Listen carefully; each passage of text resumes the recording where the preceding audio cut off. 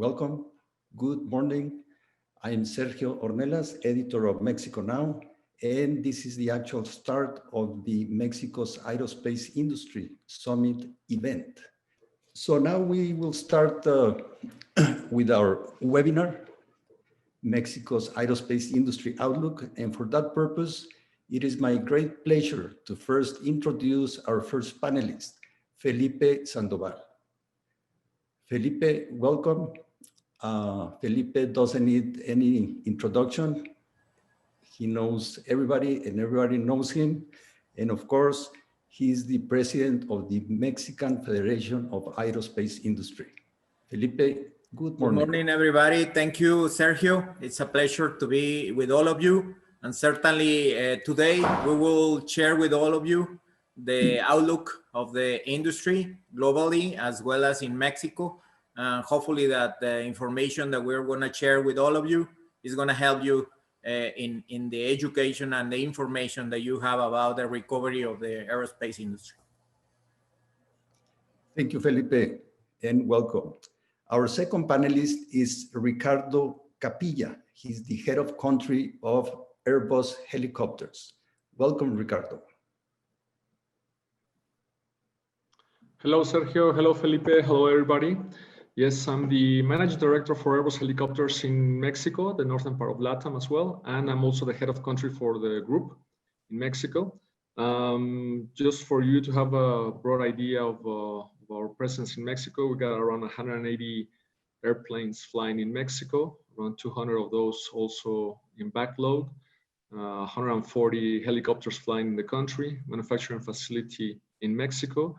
We also have 20 plus military aircraft in the country, around 85% of the territory covered with secure land communications radio. So it's a vast presence in Mexico, and I'm very happy to be here to share with you not only the experience or the topics that we deal in Mexico, but worldwide, to give a little bit of overview of what's going on with the Airbus world, around the world in the commercial aviation and others. Thank you very much for having me. Thank you, Ricardo.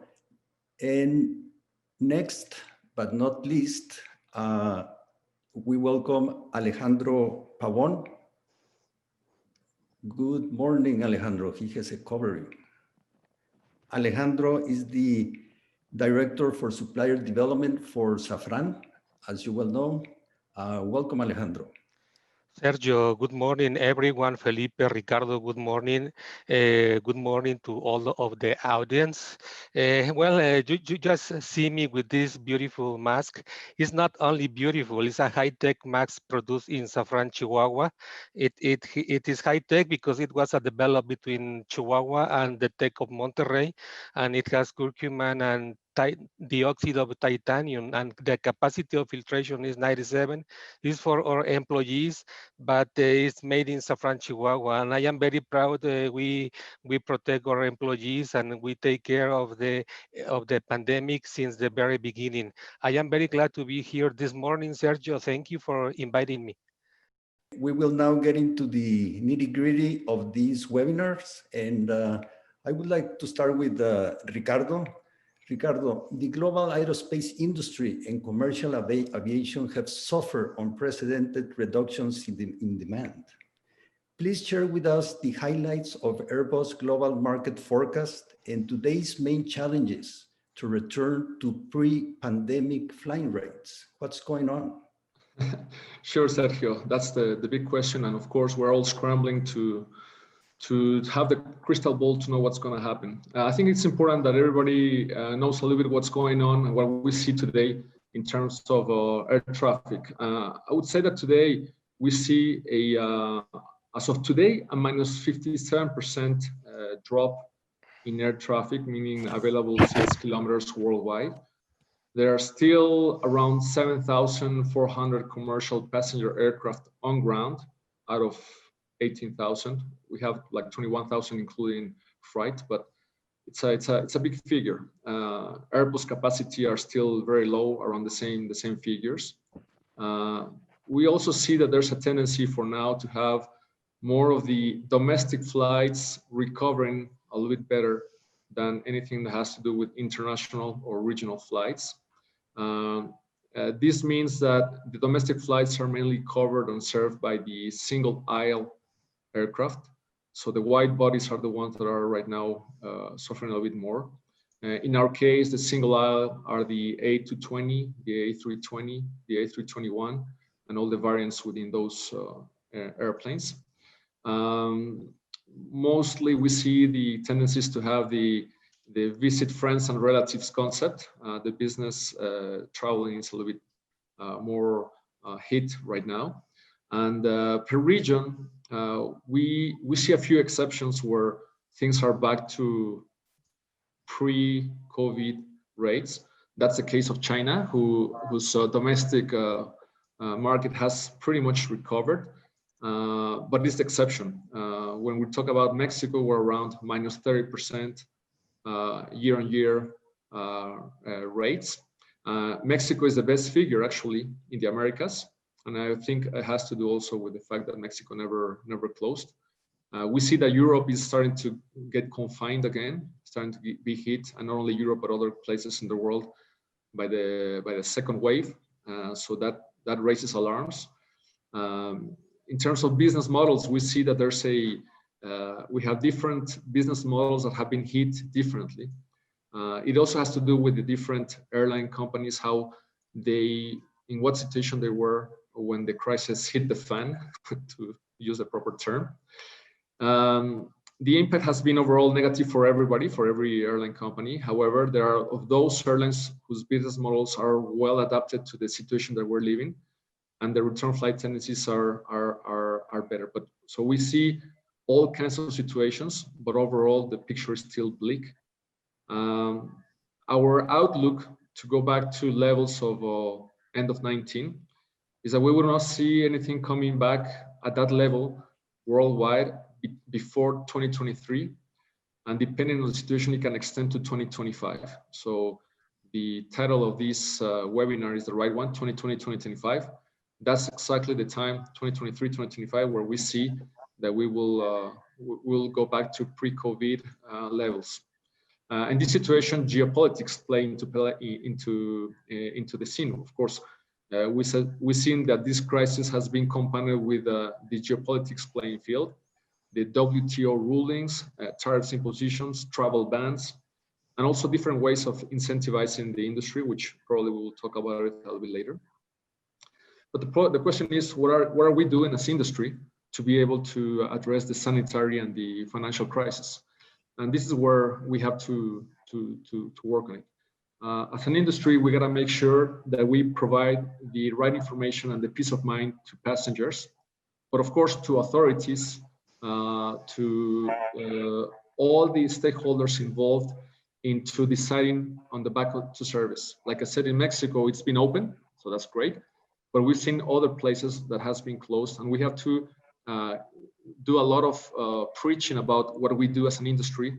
From the moment that you get into the airport, all the gates that you go through to be able to board, while in the airplane itself, the traveling experience and getting out of the airport. Because we have two crises. One is the hygiene crisis, where people are afraid of flying, where the authorities are also afraid of opening too much. And as an industry, we have the means to be able to go back into flying.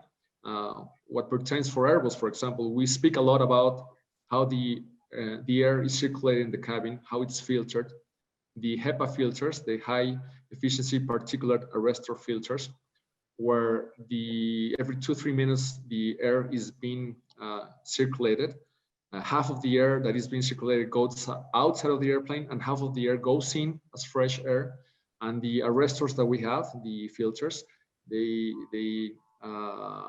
contain 99.9% of the viruses, of the bacteria, of all the pathogens that are go through. And the way it's circulated, it's from top to bottom. And this is something that the passengers don't know, of course, because it's very technical. This is something that was done before, so the sanitary measures were there before. We always thought about it, and all these gates that we're talking about is what the industry needs to do to be able to go back into peace of mind of passengers. We're talking about from the pandemic until today, from the start, 1.2 billion passengers have traveled, and there hasn't been reported any specific case, confirmed case of contagion. There's been around 40 to 50 cases where things might have happened in an airplane, so the rate is so slow. And listening the other day to some of my clients, they report no cases from their employees, from passengers, from anybody that they know that has been infected while they be still traveling. So there's a lot of preaching to do, a lot of education to be done. And of course, the main risk, it's the financial crisis. We have seen that governments have done a lot of, given us a lot of stimulus packages, especially in Airbus home countries, which are France, Germany, Spain, the UK, but in the US as well, where we have a lot of presence. A lot of packages to incentivize the industry to be able to support everything that has to do with surviving this stage, as we know, but also looking forward. And this is something that we need to speak as well. So that's a little bit of where we are right now. Of course, I'm open to questions because there's a lot of information out there. And I hope that this gives a little bit of an outlook of where we are in terms of the situation today. Very good, Ricardo. Thank you. That's comforting to hear that we should be flying soon. We just reached 798 people registered for this webinar. We thank you all in the audience for taking the time to hear this group. And please feel free to send your questions. We will take a look at them and we'll try to accommodate as many as we can. Next, I would like to turn to Felipe. Felipe, the sector has been smashing records for years, double-digit growth. What's the outlook today? Well, I will follow up what Ricardo has been sharing with all of us. I think in Mexico is just an early industry, one of the most important strategic one, and certainly a very important industry for Mexico. We are, as you are mentioning, growing 14% for year over year for 15 years in a row. Certainly today is going to stop. This year will stop because of the pandemic COVID-19 impact, but that's more a global phenomenon more than a particular phenomenon for Mexico. So the outlook is very similar to what Ricardo is sharing. This industry has been facing similar situations in the past, especially with the 9/11 and SARS impact the industry. Took about 4 years to recover. I think this is going to be the same, and this is a global phenomenon. It's not a particular for Mexico situation. So the situation will improve in the time frame that Ricardo has been sharing with us. About 23 to 25 is when we are going to see a real recovery of the industry globally, and that's including Mexico. Certainly in Mexico, the impact of the demand decrease has been terrible, but not only Mexico, that's impacting globally across the globe. And as certainly once the demand is coming back, when the people feel confident to return to normal flying behaviors, of course, the industry will accelerate its recovery. At the end of the day, the people going into airplanes is the real end customer for all of us. If the people is flying, then we are going to be accelerating recovery. One key element of triggering that recovery is going to be the vaccine development. Once that the vaccination be globally expanded or distributed, certainly that's going to increase significantly the level of confidence of the people to return to their normal life. But it's going to take some time. Probably the next year, we will start seeing that vaccine to start developing and tested and approved and distributed globally. Hopefully, that's going to be the key trigger to accelerate the recovery. Very good, Felipe. Thank you very much. Alejandro, the supply base is young in Mexico and it's still developing. What are some of the effects that you see on the ground, on the floor plans about the effects of the pandemic on suppliers? Yes, Sergio. Before I give you my answer, let me send regards to the employees of the medicine in Mexico and outside Mexico worldwide. They are the new heroes. And I want to send my appreciation and respect to all of them. If any people on the audience has a family associated with that activity, please give them your appreciation and my respect. Now, going back to your answer, Sergio, this is not only in Mexico, it's worldwide. In every place where there are suppliers, the situation has strongly affect the suppliers. About 10% of the suppliers has become in bankrupt. And I guess that is a very small number because companies like us, like Safran Aerosystems, we have worked with them in joint to create options for them to reflect the current situation. I mean, the low volumes, but at the same time, give them enough business, enough orders to maintain their operation working. And it's not only direct material, it's also indirect material. Remember that in this industry, the indirect purchasing is very high, has high spend, and we have always to take into account the indirect purchasing and the indirect suppliers. So in summary, there are many actions being in place to help the suppliers. We are all together. We don't leave suppliers alone. And this is worldwide. It's not me or Mexico. It's the whole corporate in Europe, in Asia, in US and Canada, etc. So we are coaching them to try to survive. And I hope that once this pandemic goes away, all of us, and including the suppliers, because I said we are not in the same boat. And I don't say a boat, we are on the same plane. And probably this on the same plane means a beautiful Airbus piece of plane, Ricardo. So, we are all together in this industry. We don't leave anyone alone, and there are many other activities, but those are some of the most important ones being took by the company. Also, we rescue a few suppliers, a few key suppliers, because in parallel, we are also reducing our supplier base. So it's a complex operation, I mean, the purchasing, but we are trying to reflect the current situation in our facilities. We are reducing inventory, we are reducing production, as you know, but we are also working with suppliers to be on the best shape as possible, Sergio. Thank you, Alejandro. Very interesting. Now, Felipe, you are almost at the end of your term as FMIA president. What has FMIA done for its members to cope with the pandemic? Well, we have been doing several key actions to support the industry during these very difficult times.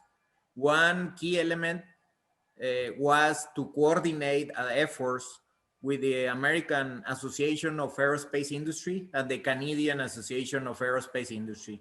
The three North American aerospace industry associations get together, and we together ask the three countries part of the TMEC agreement to align their own policies related to how to manage the situation of the COVID-19. And the main problem that we experience is that Canada and US consider aerospace industry as essential industry, while Mexico did not. So that was a big disruption for the supply chain across North America. And certainly that's not good for any of us. So we work together, the three associations, to work together with our governments in order to align that policy. And certainly, eventually, Mexico also considered the aerospace industry as part of the essential industries. That was key in order to maintain the supply chain up and running during these very difficult times. That's one key element of negotiations and working together with the Mexican government as well as with the US and Canada governments. The other key element was to develop like a manual for best practices to manage the operations under the current COVID-19 situation. So that manual was gathering all the best practices of the world-class companies that are part of FMIA, companies like, of course, Airbus and Safran, but, Honeywell, GE, Collins, etc. So we all get together and put all the actions that we were taking together and issue a manual to basically manage operations under the current pandemic situation. That was like a benchmark for everybody. We also share that manual of practices with the health secretary of the government, as well as the several other instances in local governments, state governments, as well as the federal government. And that helped to basically to manage and standardize the practices across the industry, as well as to provide a very high level of confidence in the authorities that the industry was very, very responsible in how we were managing and protecting our employees, which is the priority number one for all of our companies. Nothing is much more important for us than to protect the integrity of our employees. So certainly, and the last, not least, is to continue developing the supply chain development in Mexico. That's another, certainly we all need business, and it was a big impact in the demand decrease, but we should keep in mind that we only are applying 3% of supply chain integration from Mexican content. So even the demand is decreasing, still, 97% of the demand remaining is not produced in Mexico. So there is a huge opportunity there, and we will continue working with that program that started, from my predecessors administration, and I will continue, and certainly FMIA is intending to continue going forward. Thank you, Felipe.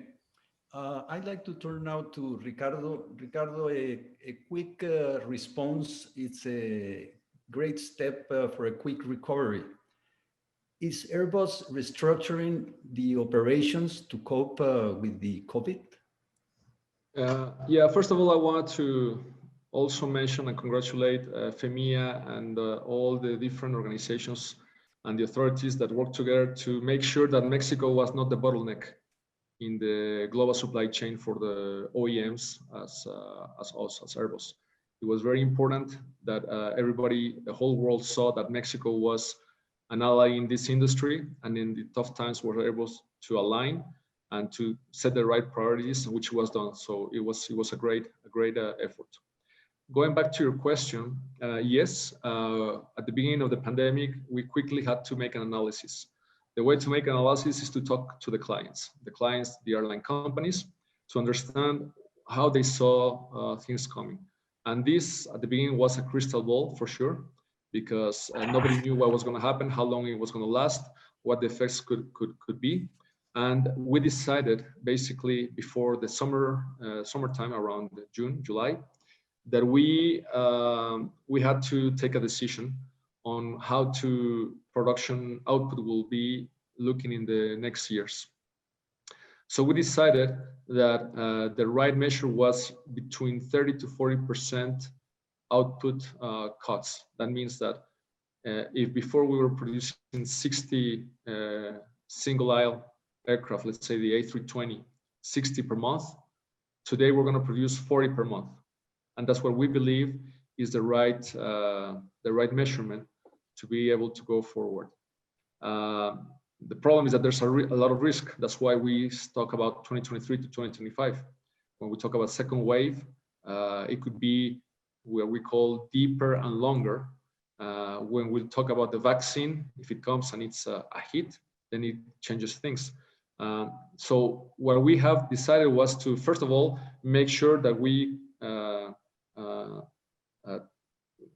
were able to contain the costs.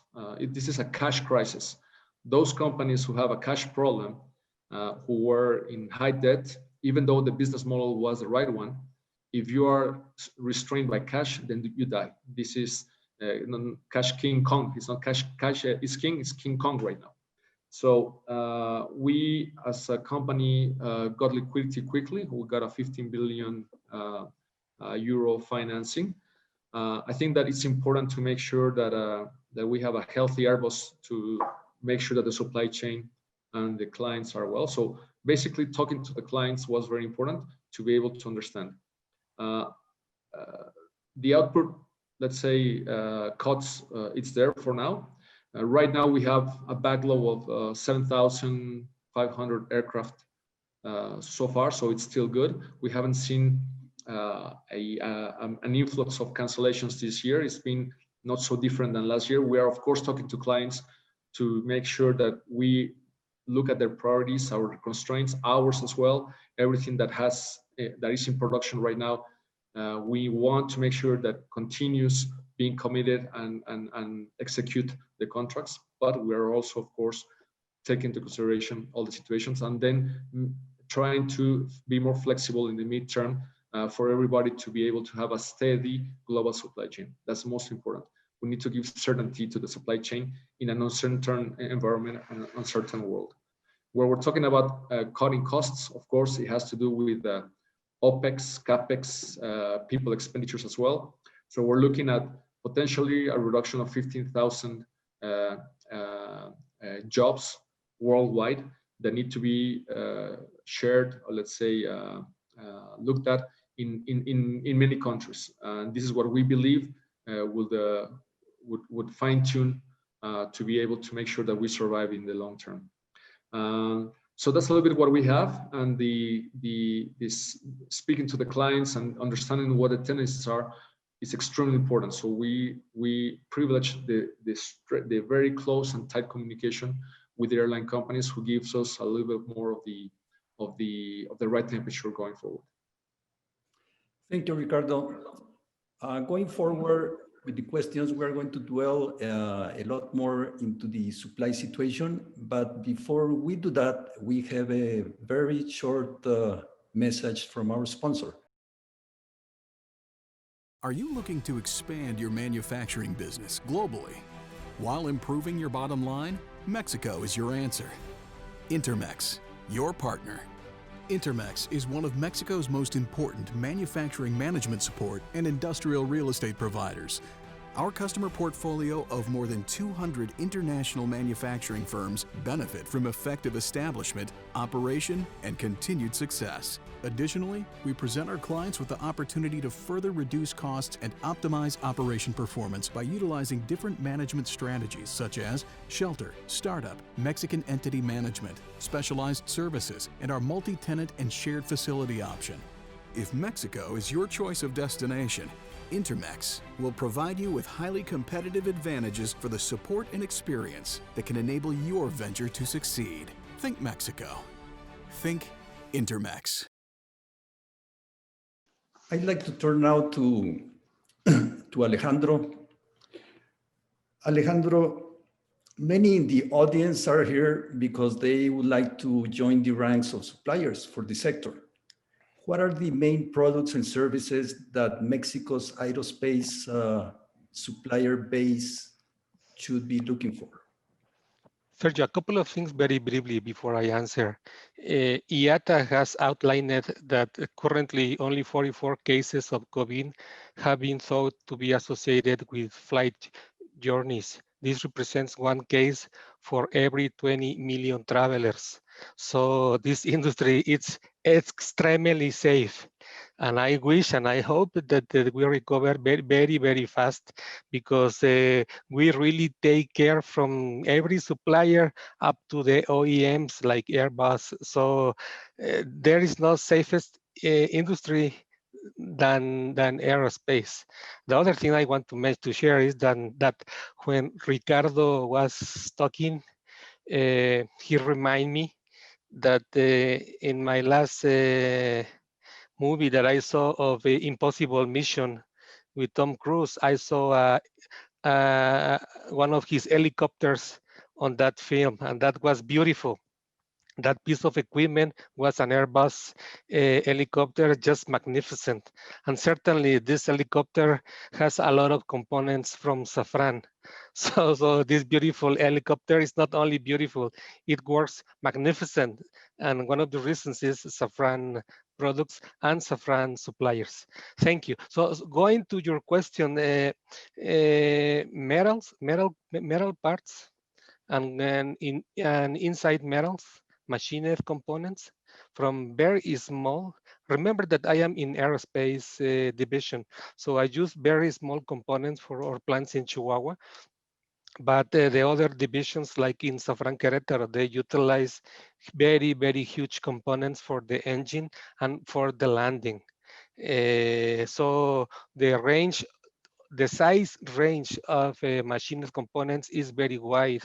The finish is very wide. We only need suppliers for finish. Remember that aerospace uses a lot of anodizing, and a little slightly different than automotive. So if you are a surface finish supplier, it will be certainly easy to move your current anodizes to aerospace anodizing. But certainly you need your AS certification, your NADCAP certification, because this is a special process. So any process associated for machining components is high required also.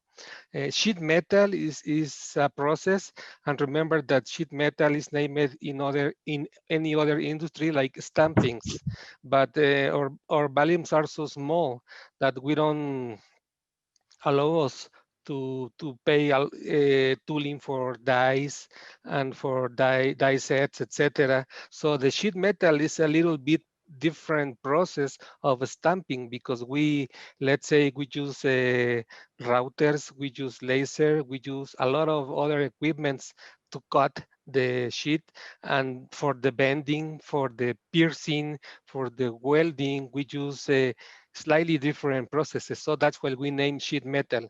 And sheet metal is same as machining, from very small pieces up to very large ones.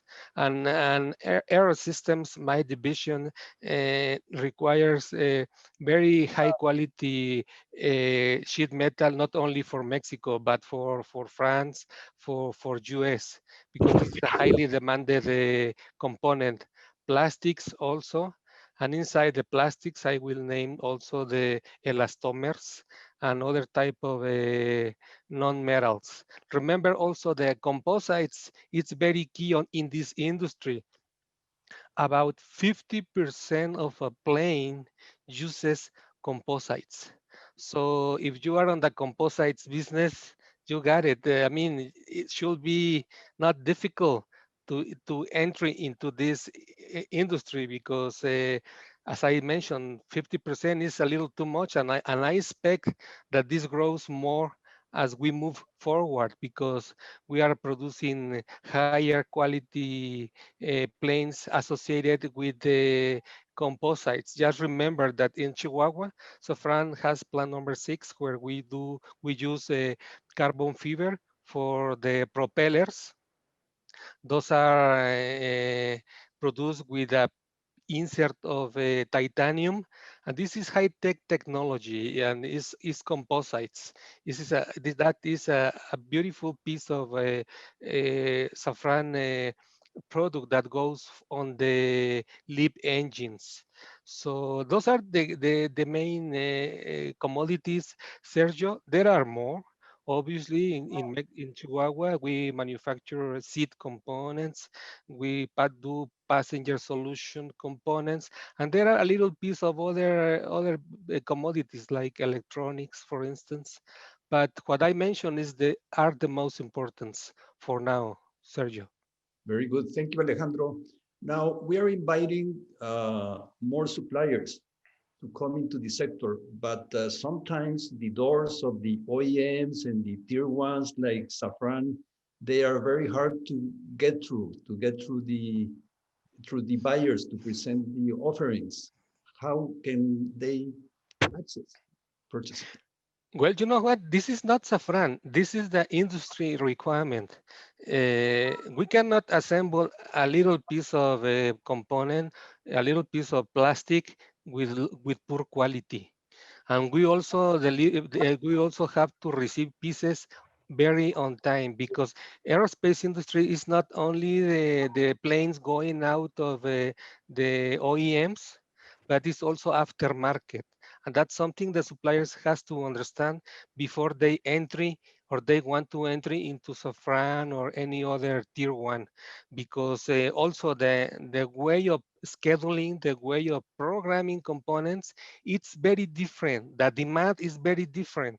And this is very important. If you don't understand the aerospace demand, you will certainly fail, because you will think that if one day you receive an order for 20 pieces, 1 month, the next month 40, and then 200, and then 1,000, this variation is extremely high.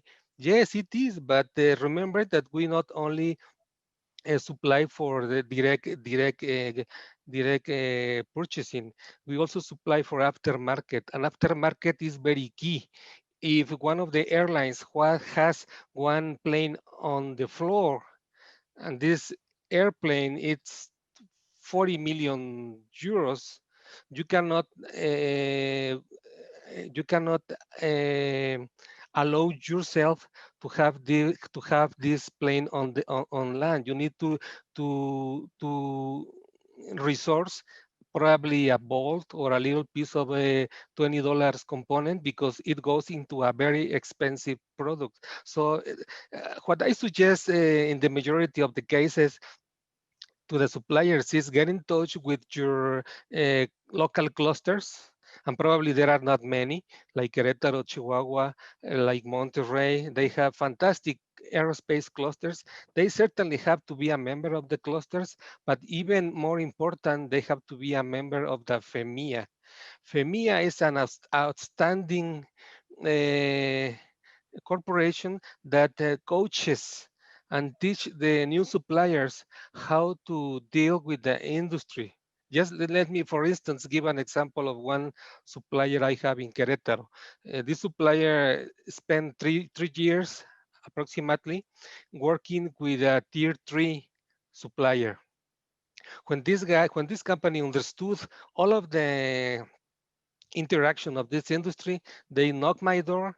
I didn't need you at that time, but when I certainly need them, they were ready. They have their AS certification, and even more important than the certification, they understand the requirements, the scheduling. So they were 100% OTD and PPMs, 0 PPMs. That was great. And they understood me very easily. And that was just because they spent a few years on FEMIA, on their local cluster, and learning from a tier 3. So what I suggest is, if you want to approach the big ones like Safran, Honeywell, etc., you learn from the industry, so you don't start and finish at the same time. I work to make my suppliers successful, and I don't just give POs without fully checking their KPIs and their capabilities. I need to make sure they are available, they are capable, they are reliable in this industry. And since I expect and I coach them to be successful, I want them to be prepared. So entry into those type of associations, as I mentioned, clusters, FMIA is magnificent. If you want, if you are a company moving to Mexico, if you are a supplier from Morocco, well, certainly you need to approach them because even if the same industry should be a little bit different to work with a company based in Mexico. So what my summary will be, Sergio, is study this industry for your success. Don't be very anxious to entry and then fail. So study a little bit to be successful, because this is my job, make suppliers successful. Very good. And indeed, Alejandro, suppliers are precious for OEMs. So, Ricardo, what is Airbus doing to protect its supply base? I would say that Airbus plays in different fields and level to be able to protect the supply base. The supply base is, of course, instrumental for us. Basically, 75% to 80% of the costs of our aircrafts are in the external global supply chain. The remaining are internal. What we do is that we have to play in different fields. The levers that Airbus has as a strong OEM, as one of the main OEMs in the world, present everywhere, and what we attract in the global supply chain, it's very useful right now to be able to speak to governments, to be able to speak to authorities, which means how do we as a strong OEM are able to communicate with them and be able to let them know where the financing, the stimulus packages, the support from the different governments need to go. Sometimes it's through the global supply chain, sometimes it's through the final clients, so the airline companies. And this is something that we've done a lot all over the world, trying to let authorities know what the right cursor is. I think we believe we have the right knowledge and reputation to be able to advise as well. And thanks to that, we have seen those stimulus packages. A lot of those are to make sure that those suppliers that are critical and specific for our industry, that they remain afloat, to let them go through this period where they would need the cash, where they would need to retain competences. Very important to retain competences, because we would be taking decisions in the short term and then in the long term be able or not be able to continue developing and innovating. That's on one field. The other field is we have something that we call the supply watchtower, which is to look at every supplier, because pretty much every supplier is critical, because usually they're single source suppliers, to see what their health is.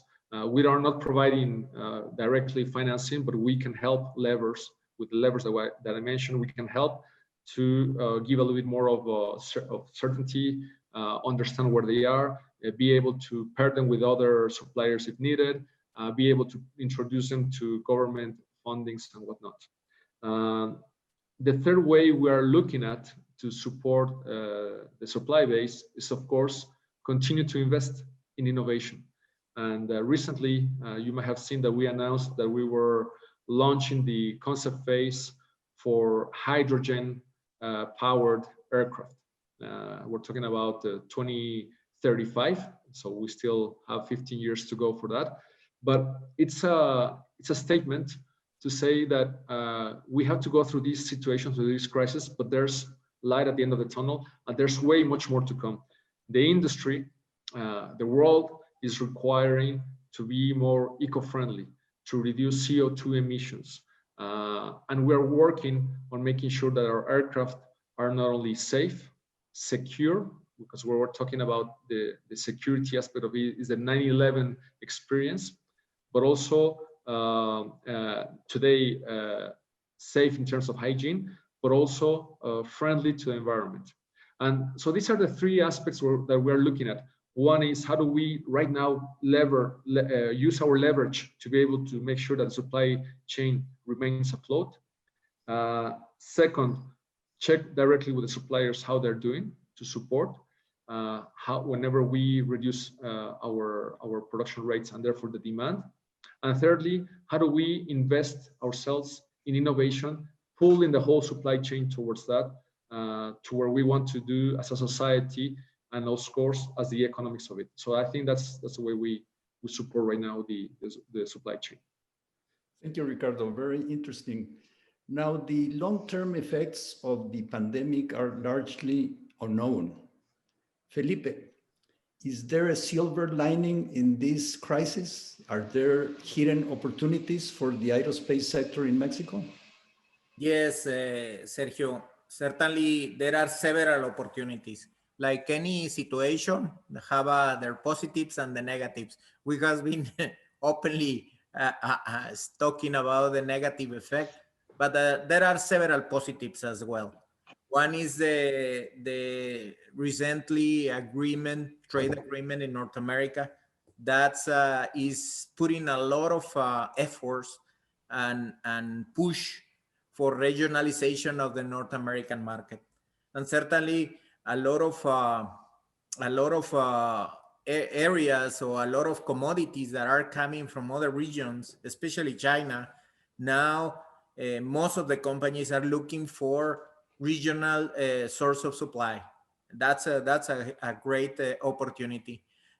Certainly, the supply chain was giving us, all of us, a big lesson in disruption of the supply chain.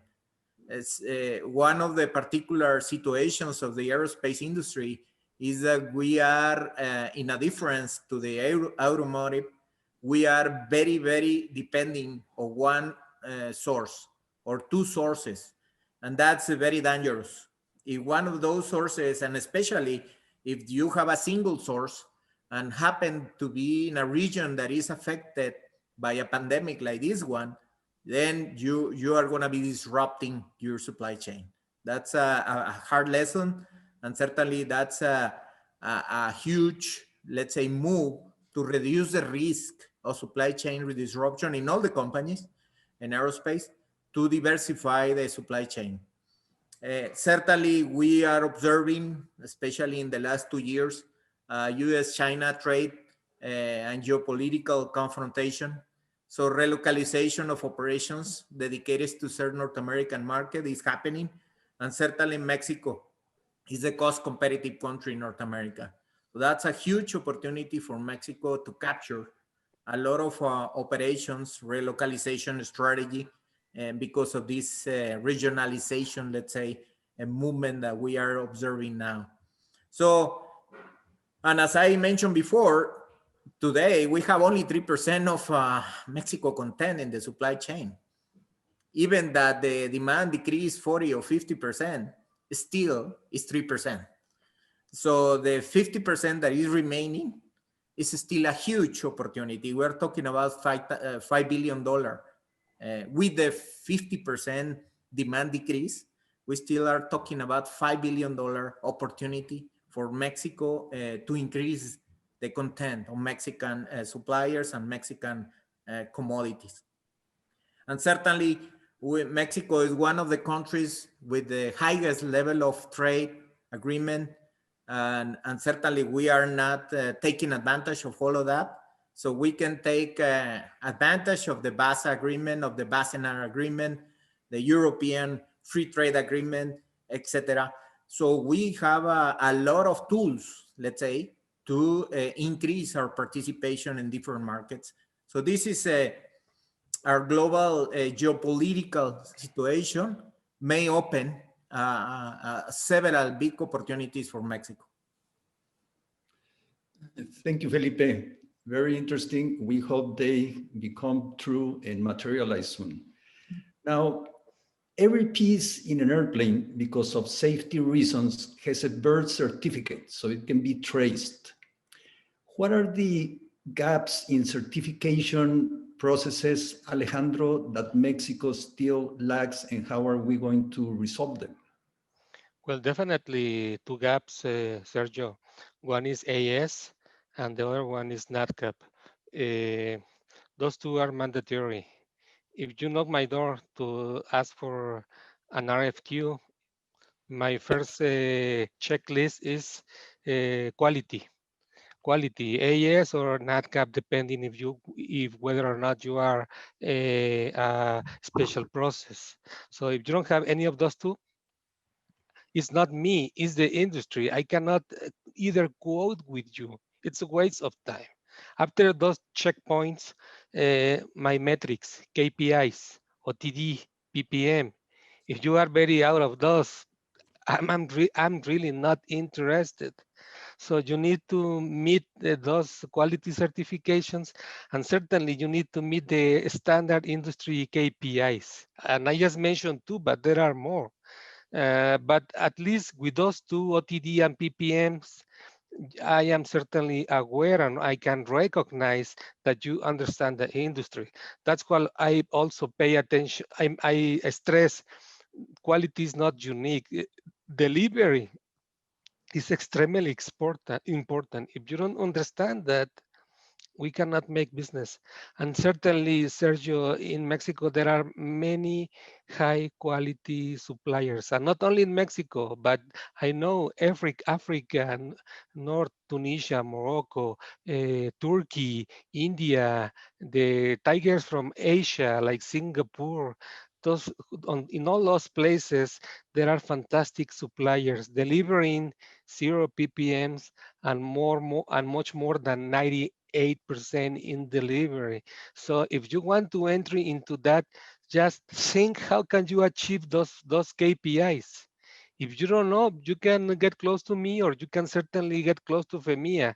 I always appreciate the job FEMIA is doing. Felipe and Javier Hurtado, Luis, they are doing outstanding. They really coach and they really spend time with suppliers, coaching them on the KPIs and on the certifications. So if for any reason there is a misunderstanding on that, just get close to FEMIA. They know about not only saffron, they know about everyone in Mexico, everyone in North America, and everyone in Europe. So get close to the ones who are the wise people in this industry. I will strongly recommend that because I have my 2-3 pages checklist for new suppliers. If they don't meet any of those requirements, it's impossible. And it's not Alex Pavon, it's the industry, it's the company, because we need to warranty Ricardo, we need to warranty Airbus and other OEMs that they will receive quality parts on time. So it's very key. And if you are there, listen to me. It's very simple to get there. And it only requires that the top management of the suppliers really understand that, and they cascade that knowledge into their organization. If the upper management is not sensible to the industry requirements, then it will be close to impossible that a supplier deliver the expected results we are waiting for. So management is very key to understand that. On the suppliers, it's not difficult. If you are, let's say, automotive supplier, overall you are 80% done. The remainder 20% is not difficult. And certainly FMIA, certainly Safran Aerosystems, we can coach you to get there because we need suppliers. There are not so many, as Felipe mentioned. There are only a few suppliers in the commodities because most of our products are niches of business. When someone who does machining approach me and they just machine low carbon or aluminum, that's not important for me. What I expect minimum is for you to offer me, hey, Alex, I machine Inconel, I machine titanium, I machine stainless steel. I have those suppliers for the surface finish, for the heat treat already developed. So I can be a full service supplier to you not only offering standard parts, but aerospace parts. And that is the same for plastics, the same for sheet metals. Remember that in sheet metals, we use a lot of welding, and welding requires NADCAP certification and special paintings, for instance. So if you are certified for painting, for welding, I strongly suggest or recommend that you offer that to me and to the rest of the industry. Otherwise, if you just offer a machined product, it doesn't keep my attention.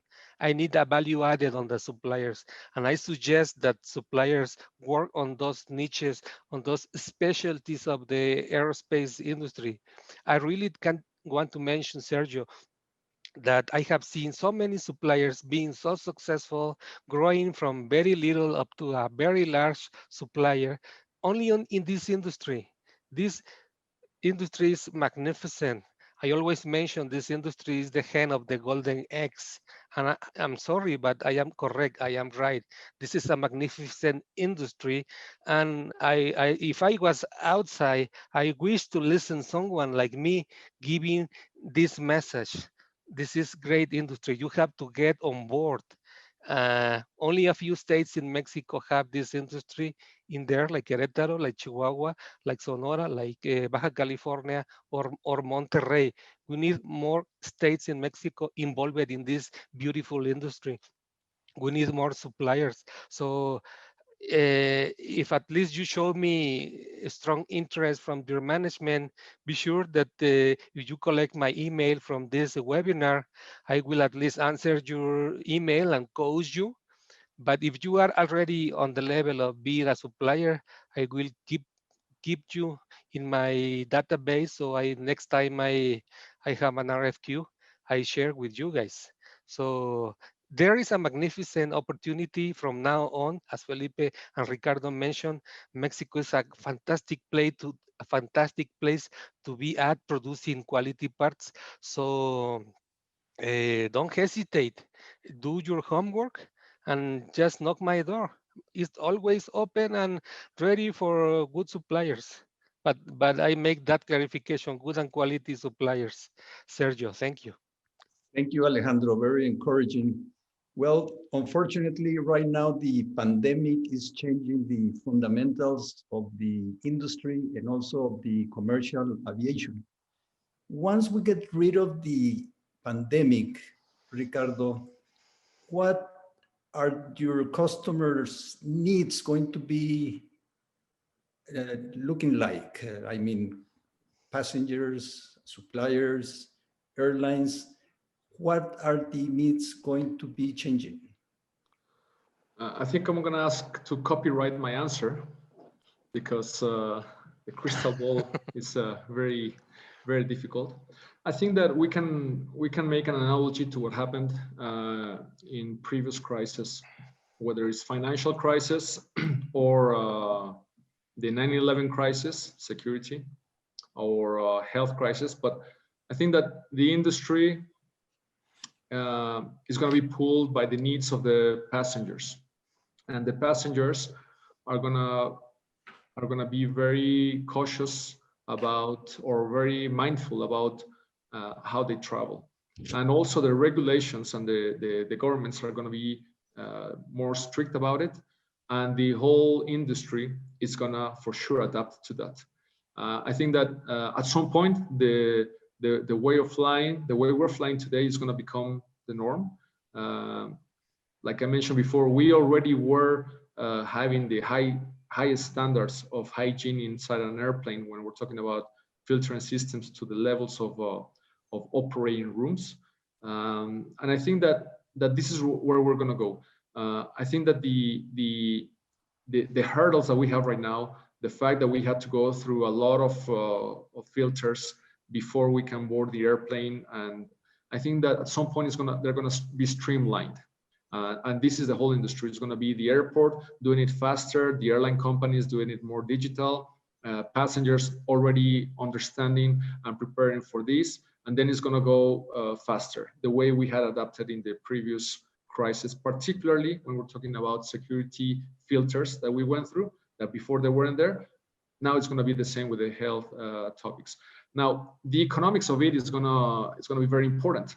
I think that we will all learn from, let's say, the weak spots that we found in the industry all over, suppliers, OEMs, airline companies, and everybody's going to be much more on their toes, the way people or companies are going to leverage the different business models, the low-cost carriers versus the premium services.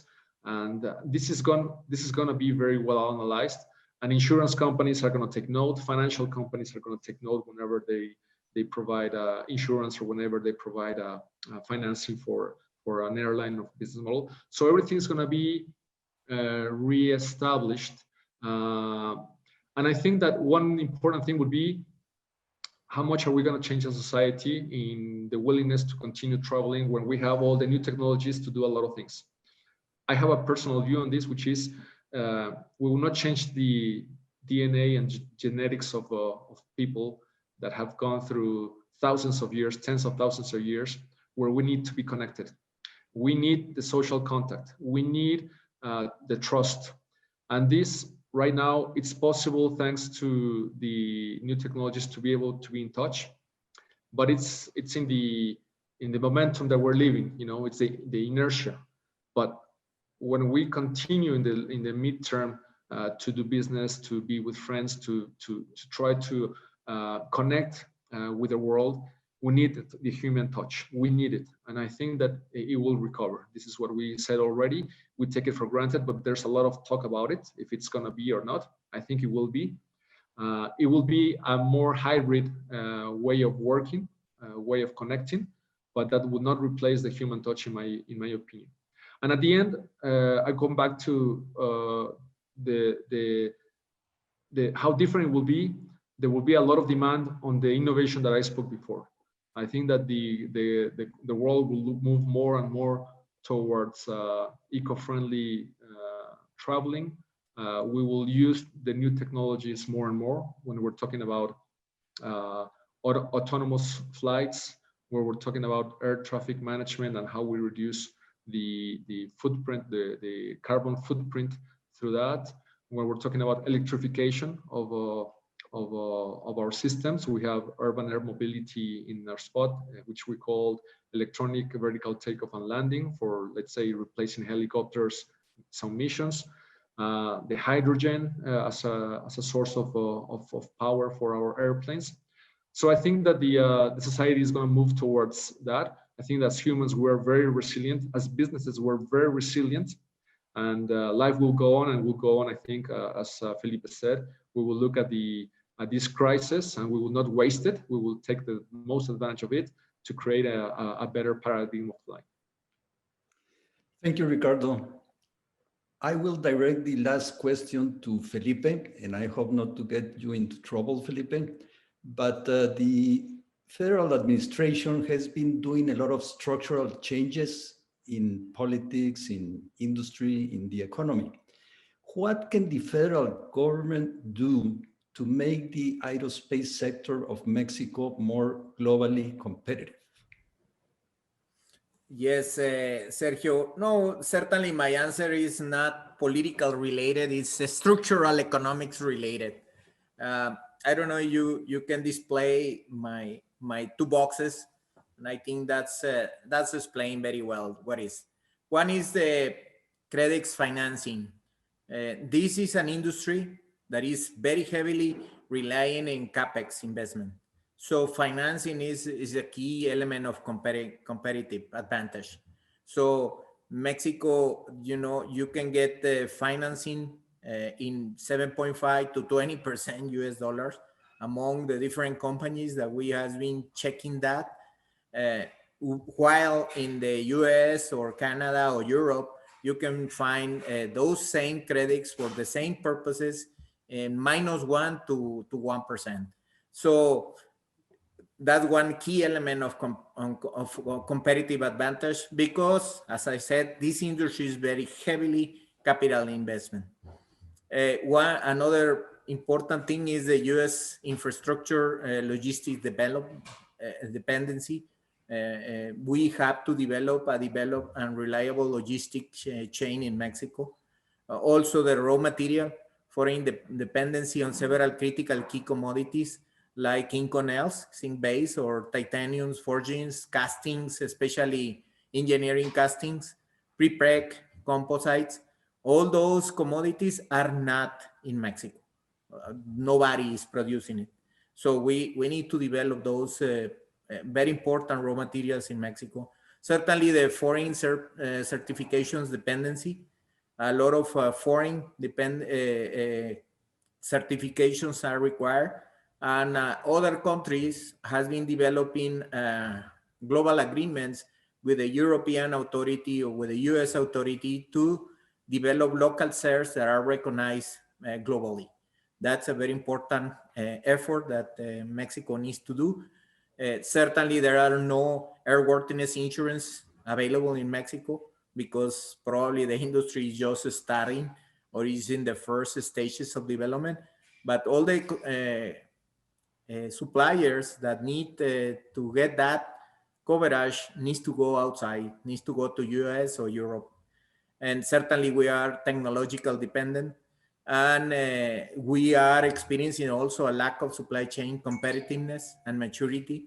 In some cases, suppliers in Mexico quote 100 to 300% higher than the equivalent foreign suppliers.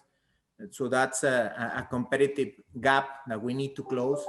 And certainly a very important one, we need to have a very strong policy and support for the industry. This industry across the globe is only possible to be developed with a very strong policy and strategy. Airbus is not possible to exist without the support of the European countries that support Airbus. That's a good example from my friend Ricardo that is here with us.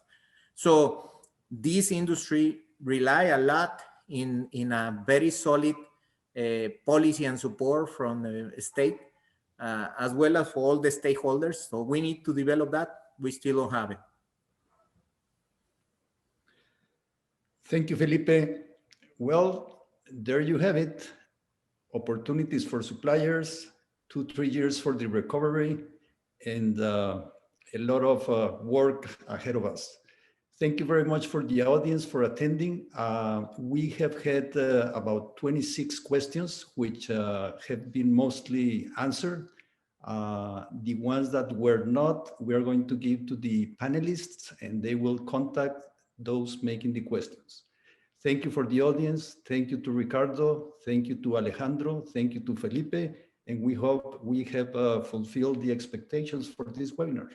And please go to your B2B meetings and please register for the other webinars available in this event. Thank you very much. And with that, we conclude the webinar. Have a very good day. Thank you very much, everybody. Thank you, Sergio. Thank you, Sergio, Ricardo, Felipe. Thank you, everybody. Appreciate it. Bye. Pleasure. Avientot.